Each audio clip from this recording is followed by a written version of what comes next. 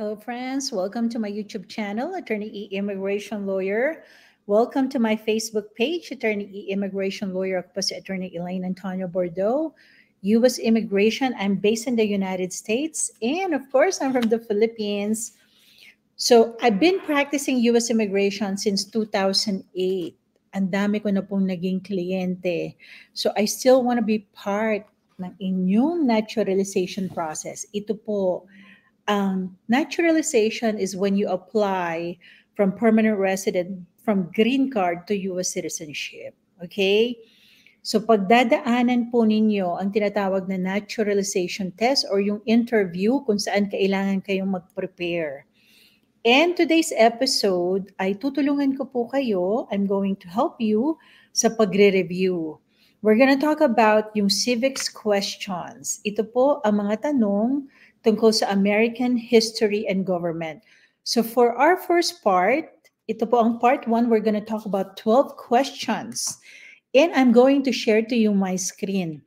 Now, the way to go to this reviewer ay magpupunta po kayo sa uscis.gov and then i-search nyo lamang po civics reviewer. And I'm going to share to you my screen para po you can see. Hold on just 1 second. Okay. Ayan. So, mayroon pong 100 questions dito sa reviewer na to. And, hold on Yan. We're just gonna go over questions 1 to 12 for now. So this is part 1 on American government. And we're gonna talk about number 1 and 12, okay? So the way to go to this page ay magpunta po kayo sa uscis.gov. Ito po, civics, history and government questions. So itong reviewer na to ay may 100 questions tungkol sa American government and history. Okay? Tatanungin po kayo and sasabihin nyo ang tamang sagot. So kung may mga options po dito, one answer is enough. Alright? So siguro the way to, I will say that ang technique po dito, of course, ay kailangan po nyong intindihin yung tanong, yung keywords, and then yung sagot. Alright? Yan. So meron tayong keywords na aalalahanin nyo, and then ang tamang sagot. Okay, so number 1, what is the supreme law of the land? Ang keywords po natin dito ay supreme law. Ano ba yung supreme law? Pinaka-makapangyarihang batas. Ang sagot, U.S. Constitution or the Constitution. Ayan. Number 2, what does the Constitution do? Okay. Ano ba itong mga ginagawa ng Constitution? Ano bang silbi ng Constitution? May 3 sagot. Sets up the government, defines the government, protects basic rights of Americans. Okay. So ito po, any of these answers will do.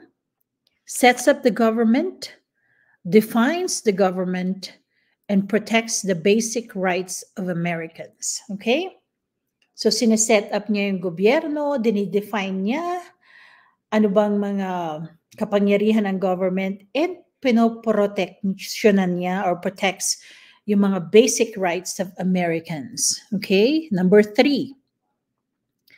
The idea of self-government is in the first 3 words of the Constitution. The mga keywords. Self-government. First 3 words of the Constitution. Ang sagot, we the people. Okay. We the people. All right. Number 4. What is an amendment? Ang keyword po, amendment. Ang sagot, a change, an addition. Yung amendment, di ba, amienda o pagbabago o pagdagdag sa Constitution. So keyword, amendment, change, or addition, pagbabago o pagdagdag sa Constitution. Number 5, okay po. Ito po tayo. What do we call the first 10 amendments to the Constitution? Ito yung unang 10 amendments. First 10 amendments to the Constitution. Ang sagot, Bill of Rights. First 10 amendments to the Constitution, Bill of Rights. Okay. Number 6 question. What is one right or freedom from the First Amendment? So magbigay kayo ng isang karapatan or freedom or kalayaan mula dito sa First Amendment. Okay? Any of these answers will do. Speech, pagsasalita, religion, assembly, press, or petition the government.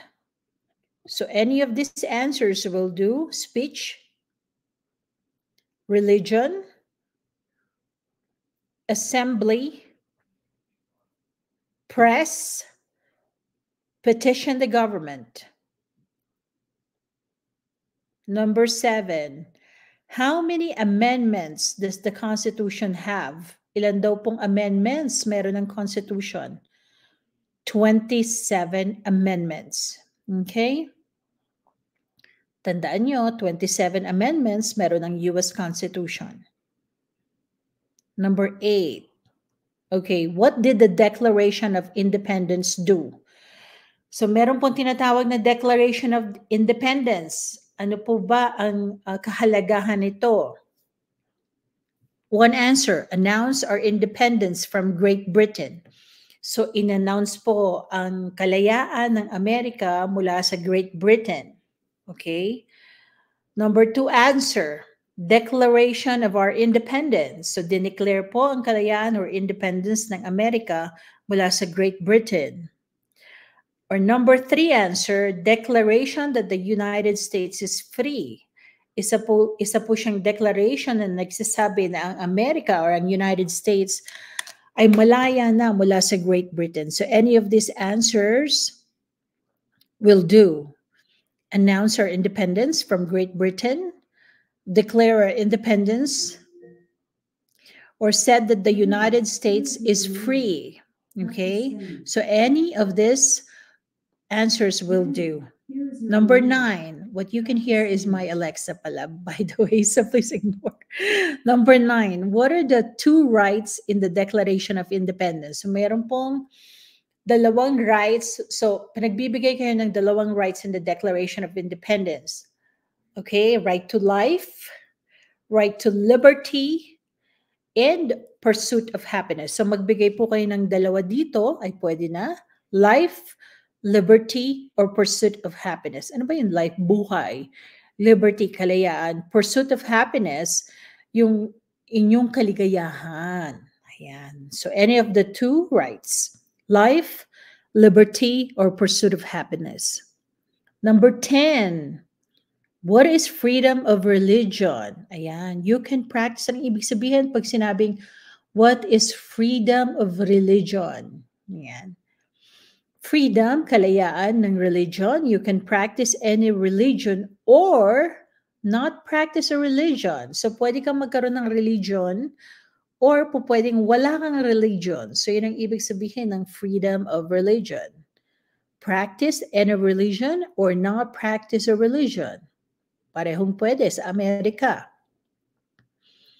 Number 11, what is the economic system in the United States? Any of these answers will work. Capitalist economy or market economy. Okay, capitalist or market economy. And then number 12, ang ating pong final question for today, what is the rule of law? Ano daw po ang ibig sabihin ng rule of law? One answer, everyone must follow the law. So dapat lahat sumunod sa batas. Second answer, leaders must obey the law. Yung mga pinuno natin ay dapat ding sumunod sa batas. Government must obey the law. Yung mga gobyerno ay dapat ding sumunod sa batas. Hindi sila above the law porket leader sila. Fourth answer, no one is above the law. Wala pong mas mataas pa kaysa sa batas, meaning lahat ay dapat sumunod sa batas. So any of these answers will do. Everyone must follow the law. Leaders must obey the law. Government must obey the law. No one is above the law. Okay? So yan po ang ating 12 questions for today on American government. I-review nyo po iyan. Okay? You can replay and yan po ang ating part 1. So you can replay and review ang ating questions 1 to 12 on American government. Next week, we're going to talk about the system of government. Yan, ng US government po. That's going to be a lot of questions, okay? That's going to be from number 13 to number 47. So bear with me on that. Pagtsatsagaan po natin. So that's part 1. Ito pong pinag-usapan natin, part 1. May mga iba't ibang suggested answers. Any of the answers will do. Huwag po kayo kabahan. Ang key para po ma-overcome nyo ang inyong kaba at maging successful sa test ay mag-review po. Okay?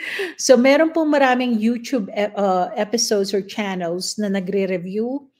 In the morning, makinig lang kayo, paulit-ulitin nyo, makinig kayo, and then basahin nyo po itong reviewer na ito. And I'm going to post a link dun sa atin pong YouTube channel so you can print and then you can go over this. Okay? Yan po ang ating episode for today, ang ating civics reviewer on American government. Maraming salamat po. Till next time, ako po si Attorney Elaine Antonio Bordeaux. Till next time.